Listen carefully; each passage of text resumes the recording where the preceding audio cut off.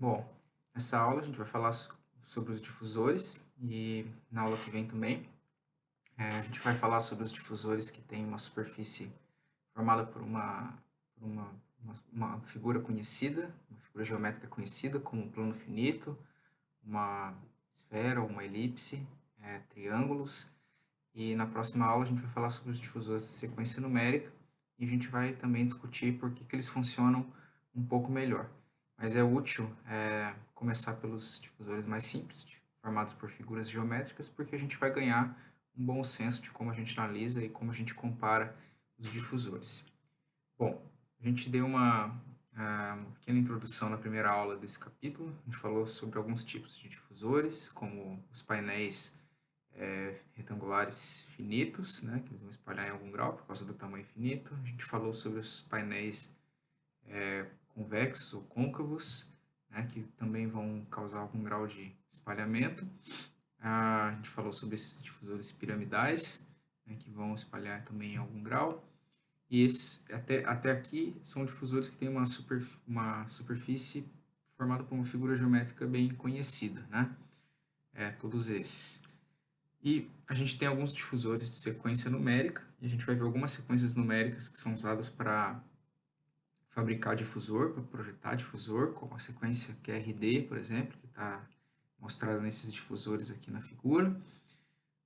E a gente tem depois também, a gente vai tratar dos difusores de superfície otimizada na última aula desse capítulo. Bom, quanto aos difusores formados aí por uma figura geométrica conhecida, o primeiro deles que vem na cabeça é o refletor plano. Isso aí é amplamente utilizado nas salas, em teatros, anfiteatros, etc.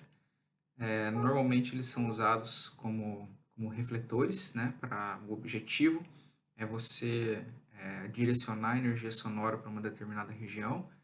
Então, esse arranjo que vocês estão vendo com uma nuvem de refletores planos aqui é bem comum para direcionar as primeiras reflexões para a plateia. Geralmente eles ficam no teto, mas em algum grau eles vão espalhar a onda sonora por causa do tamanho finito deles.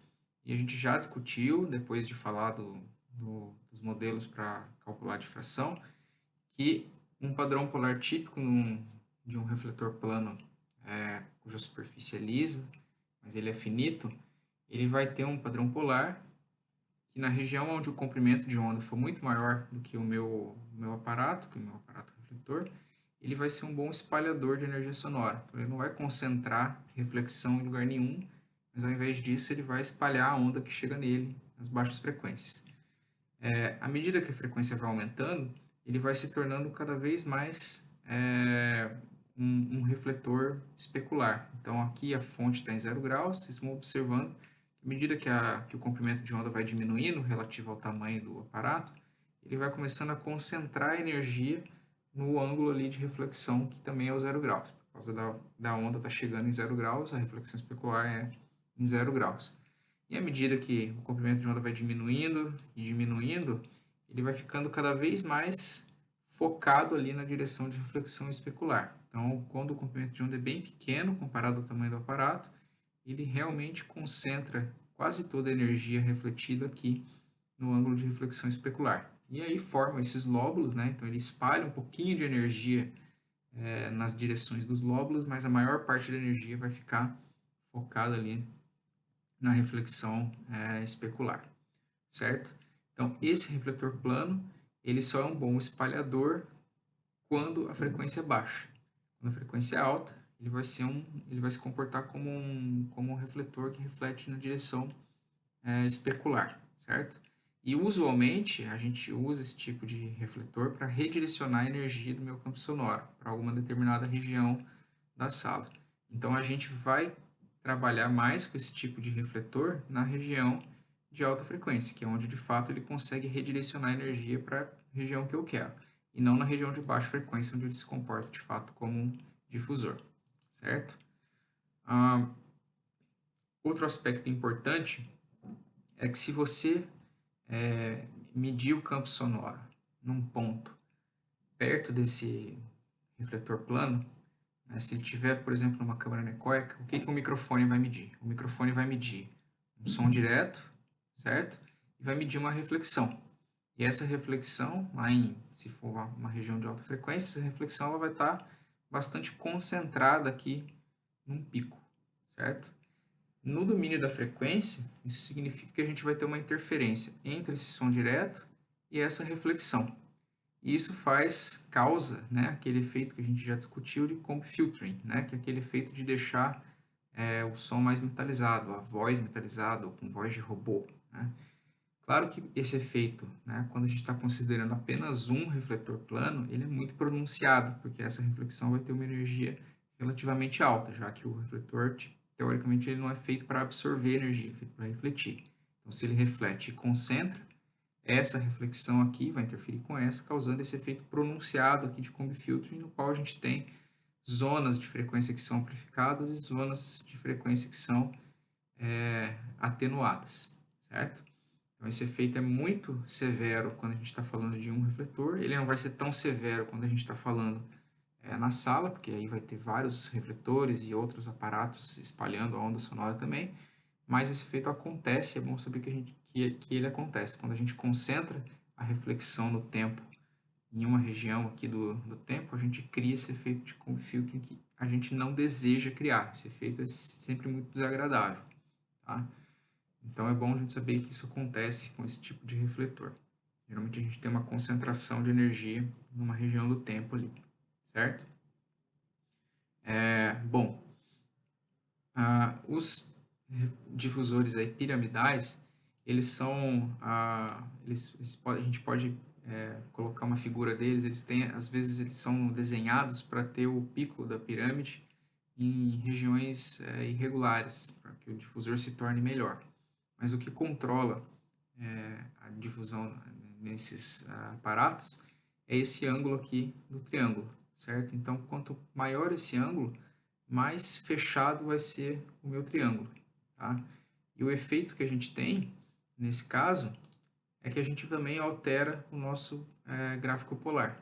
Então, o que vocês veem nesses gráficos polares é o nosso difusor piramidal comparado a um refletor plano finito, numa determinada frequência, certo? E o que em geral acontece é que o meu difusor piramidal, ele ao invés de refletir na direção aqui especular, que é o 0 graus, que é onde o refletor plano aqui em cinza está colocando energia, ele vai, na verdade, pegar essa energia que ele, com o refletor plano ele colocaria na direção 0 graus, e ele vai concentrar essa energia em dois outros ângulos, certo? Que são esses ângulos de difusão aqui, tá?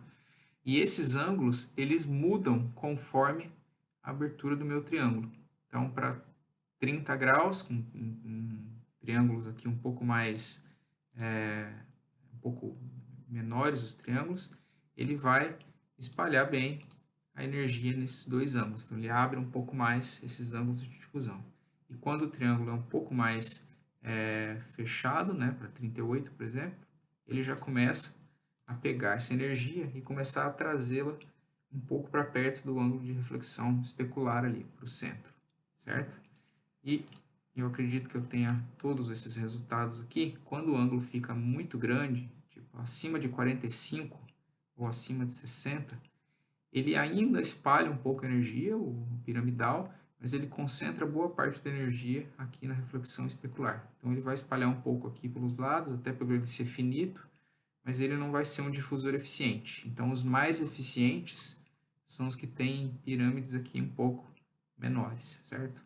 Quando a gente aumenta muito, ele começa a se tornar um refletor especular, né? E a figura aqui, ela mostra isso com os raios, né? Porque quando a frequência fica suficientemente alta, a gente consegue tratar isso aqui como raio e você vai ver que ele reflete na direção, primordialmente na direção especular, certo? Bom, os difusores côncavos, ou os arcos côncavos, ou as superfícies côncavas, elas são tratadas muito na área da acústica como se fosse um concentrador de energia. E, de fato, existe esse fenômeno até de galeria sussurrante, né? Quando a gente tem paredes aí redondas, a gente tem esse fenômeno. Vocês podem procurar na internet o que se trata, é bem interessante. Isso de fato acontece, tem bastante relatos sobre isso, mas a concentração de energia, no caso de uma superfície esférica, ou côncava, ela acontece no foco da esfera. Então aqui a gente tem um desenho à direita esquemático, mostrando uma onda plana chegando nesse arco côncavo, tá? E o que acontece é que as ondas vão ser refletidas aqui dentro, né? E as ondas são refletidas para o foco. De fato, você vê que no foco existe uma concentração energética bastante considerável, certo? Só que fora do foco, essas ondas refletidas, né, elas vão passar por ali, pelo foco, vai ter uma concentração de energia aqui, mas elas vão continuar a viagem e vão, no fim das contas, no campo distante, se espalhar, que é o que as setas aqui estão indicando, certo? E em muitas aplicações na acústica, a superfície côncava, ela tá aplicada às vezes no teto, é o caso das igrejas antigas, por exemplo, e quando ela está lá no teto, lá em cima, geralmente o pé direito da igreja é bem alto, e isso implica que ela está muito longe do ouvido da pessoa, ou seja, que o foco da superfície esférica, que normalmente está ali dentro do arco côncavo, ele está muito longe dos ouvidos normais das pessoas que estão lá embaixo, a 1,80 m do chão, por exemplo, certo? Então, na região onde os ouvintes estão, a gente está primordialmente falando de um campo difuso relativo à minha superfície côncava, certo? É um pouco mais difícil de modelar esse tipo de difusor, especialmente aqui na região perto aqui do, do foco, ou perto da superfície, porque a gente tem a gente está falando muito do campo próximo, então é mais difícil a gente medir a pressão sonora ali para plotar um gráfico polar, tá? Mas primordialmente o que a gente tem é o seguinte: quando a gente está muito para dentro do foco, para dentro do RF aqui, que é o nosso foco, a gente tem alguma concentração de energia nessa região e a gente tem uma redistribuição de energia para outros ângulos. Tá? Mas primordialmente a gente está falando de concentração de energia. Quando a gente está exatamente no foco, a gente tem uma concentração bem grande de energia, certo? E quando a gente sai para fora do foco, a gente já começa a ter um espalhamento. Quando a distância é pequena, ou seja, quando a gente está para longe do foco, mas a gente não está tão longe assim, a gente tem algum espalhamento, mas esse espalhamento ele é mais concentrado, ele não é tão severo quanto um bom difusor. Tá? Então a gente concentra um pouco de energia, esse ângulo fica mais ou menos fechado, mas a gente não tem tanto espalhamento. E quando a gente vai para longe do foco, a gente está falando de um espalhamento bem mais eficiente. Então a gente está com uma superfície que na verdade ela está recebendo energia numa direção e na verdade está espalhando essa energia ao longo de uma boa área, certo? Ela não é um difusor tão bom quanto o próximo, que é o nosso arco convexo, que é a superfície orientada na direção contrária, né? Então aqui a gente tem um desenho esquemático de uma superfície perfeitamente esférica, né, ou circular. A gente tem a onda plana chegando aqui, e o que acontece é que essa direção vai ser refletida na direção normal, essa direção vai ser espalhada para lá, essa direção para lá, e assim por diante. Então essa superfície aqui, ele é o difusor geométrico mais intuitivo que a gente tem, porque ele de fato vai espalhar em todas as direções de forma muito parecida. Tá? Essa foto à esquerda, vocês estão vendo aqui, é do Walt Disney Concert Hall, que foi feito muito com superfícies com arcos convexos, né? E se vocês forem atrás de pesquisar sobre essas salas, o Walt Disney Concert Hall, fica em Los Angeles, se não me engano, foi construído já no século 21, 2000 e alguma coisa, foi terminada a obra dele. E essas superfícies que vocês estão vendo aqui, elas são arcos convexos. Você está vendo uma superfície aparentemente de madeira aqui, acho que realmente é uma madeira, mas por trás da superfície existe um bloco de concreto, exatamente para ela ser extremamente rígida e não vibrar com a onda sonora, e espalhar a onda sonora por causa da geometria convexa dela. Tá? Esse projeto é bem legal acompanhar a história, tentar se informar sobre ele. E O gráfico polar de um difusor convexo desses, ele parece muito um difusor ideal, né? Porque vocês estão observando aqui alguns comprimentos de onda relativo ao tamanho da minha esfera, né? E o tamanho vai ter a ver com o raio da minha esfera, certo? Porque esse tamanho que a gente está aqui correndo com o mouse é o diâmetro da minha esfera, certo? Então, a gente está falando aqui de quanto maior for o comprimento de onda relativo ao diâmetro da esfera, mais perfeito é o espalhamento, certo? E à medida que a gente vai aumentando ou diminuindo o comprimento de onda, ela ainda é se torna relativamente um bom espalhador, mas ela vai perdendo um pouco da eficiência. E um aspecto que é similar ao refletor plano é que esse difusor convexo ele tende a concentrar um pouco de energia numa determinada posição do espaço, ele concentra as reflexões, né? As reflexões vão interferir em fase, vão ficar distribuídos ali ao redor de um tempo bem curto, o que é uma coisa indesejada porque isso também cria comb filtering. Então, por um lado, esse difusor ele espalha a onda sonora no espaço, mas ele concentra energia no tempo, porque a difusão ela não muda muito a fase da onda sonora, certo? Bom, a gente pode evitar usar uma superfície esférica, porque isso ocuparia muito espaço da sala, já que o tamanho da minha superfície vai ter que ter a ver com o raio da mesma, certo? E a gente pode usar uma superfície elíptica, certo? Então, ao invés de desenhar uma esfera, a gente vai desenhar um elipsoide que vai ter um raio na direção aqui, essa direção do slide é um pouco menor, certo? Então, o que acontece no caso da elipse é que para a incidência em 0 graus, a gente tem um padrão polar muito parecido com o cilíndrico ou o esférico, certo? E se a gente tiver uma incidência a 45 graus aqui, a elipse tende a ter um desempenho pior nessa região, certo? E espalhar o cilíndrico espalham de uma maneira um pouco mais eficiente. Uma outra alternativa para poupar espaço, já que o esférico normalmente ocupa muito espaço, e aqui vocês já veem que não é uma superfície esférica, mas é uma superfície com um padrão mais elipsoidal, mas uma alternativa é usar um array de cilindros, um conjunto de cilindros, certo? E tem basicamente duas formas de fazer esse conjunto de cilindros. Tá?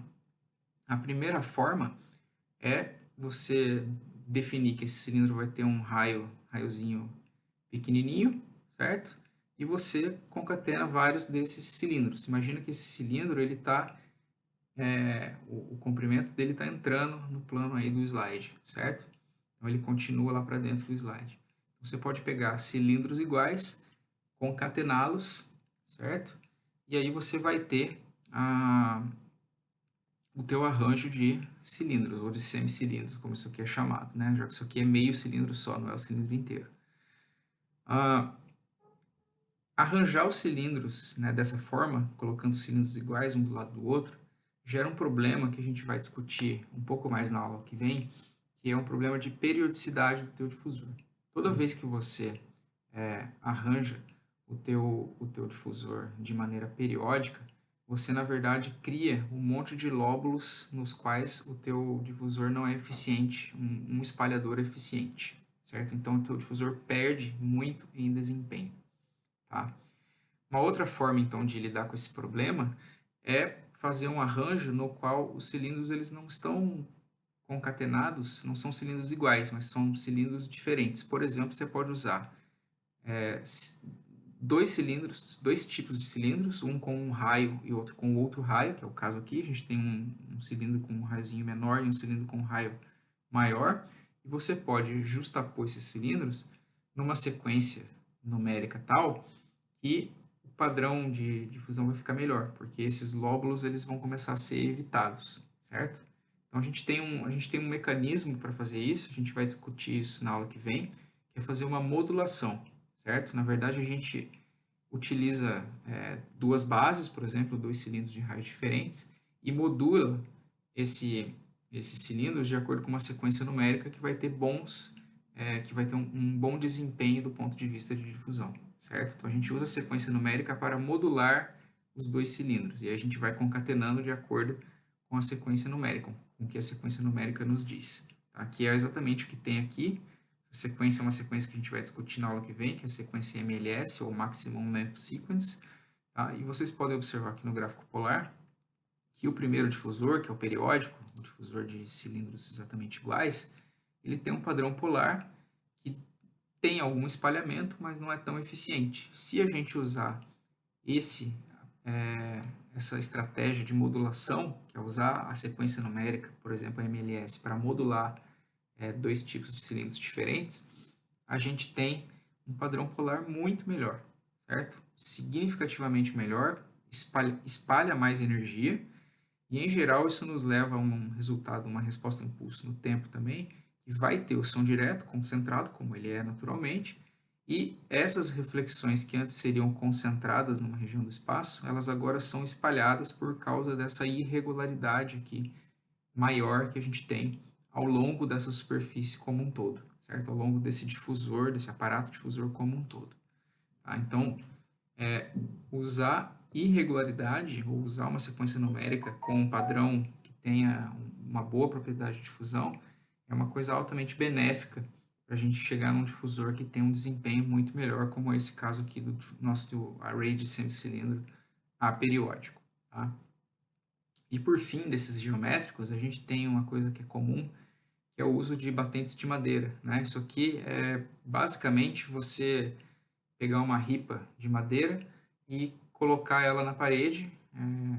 Você vai ter uma ripa em um espaço, uma ripa em um espaço, uma ripa em um espaço e assim por diante. Naturalmente, esse arranjo aqui, ele é periódico, né? E o período dele é dado por esse 2W, né? Onde W é o comprimento da tua ripa, certo? Então, você vai colocar ripa, deixar um espaço, colocar ripa, deixar outro espaço e assim por diante. O gráfico polar desse tipo de difusor, e isso já é interessante para a gente fazer uma ponte com a aula que vem, o gráfico polar ele vai ser muito similar a um refletor plano, e a gente tem uma comparação aqui em cinza, a gente tem o refletor plano, e em preto a gente tem o gráfico polar dos batentes, e eles são muito similares nessa região onde o comprimento de onda ele é muito maior, por exemplo, aqui no caso, né, ele é 2,13 vezes maior do que o tamanho da minha célula aqui, né, o tamanho do meu buraco ali, tamanho ou o comprimento da minha ripa, né, que é a quantidade de espaço que eu tenho para a onda chegar até a parede, né? Então, quando o comprimento de onda ele é muito maior, o que que acontece? A onda ela vai chegar aqui no meu aparato difusor, ela vai chegar aqui na superfície, né? Esse pedaço aqui vai ser refletido e esse pedaço aqui vai viajar até a parede e vai voltar. Então, ela tem que percorrer esse caminho aqui, né, uma vez, duas vezes até voltar ali à superfície. Se o comprimento de onda é muito grande, comparado ao esse DC, esse tamanho da célula aqui, essa profundidade da célula, a fase da onda ela não vai mudar quase nada, porque em baixa frequência a fase vai demorar bastante para mudar ao longo do espaço, certo? Se o comprimento de onda é muito grande, a fase não muda quase nada.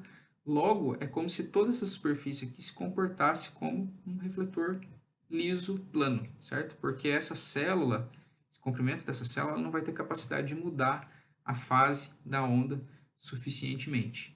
A opção que você tem é aumentar a profundidade da célula, certo? Só que isso, claro, ocupa espaço. Você teria que usar um batente de madeira muito grande, certo?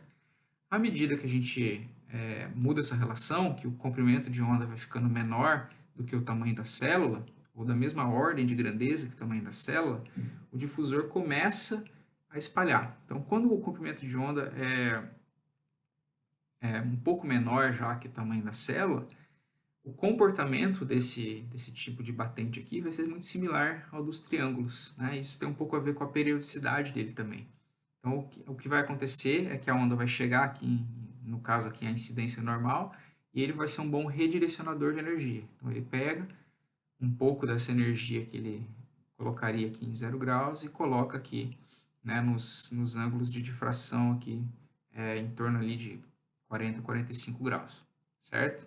Então, esse tipo de difusor, quando a gente tem difusores aí que tem uma periodicidade, isso não é um bom difusor, mas a gente pode lidar com esse problema.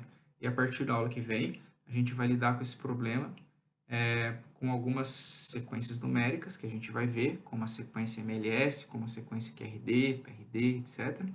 E a gente vai chegar nos difusores de Schroeder. E o primeiro difusor de Schroeder que a gente vai ver é exatamente uma sequência de batentes, só que agora a gente vai modular essa sequência por uma sequência MLS, tal qual a gente fez aqui no cilindro, certo? Então, é como se a gente tivesse, no caso do batente, a gente tem duas bases, a gente tem batente e a gente tem parede. Só que ao invés de usar batente, parede, a gente vai modular essa sequência de batentes e de parede com uma sequência MLS. A gente volta nesse assunto com um pouco mais de profundidade na aula que vem. Até mais.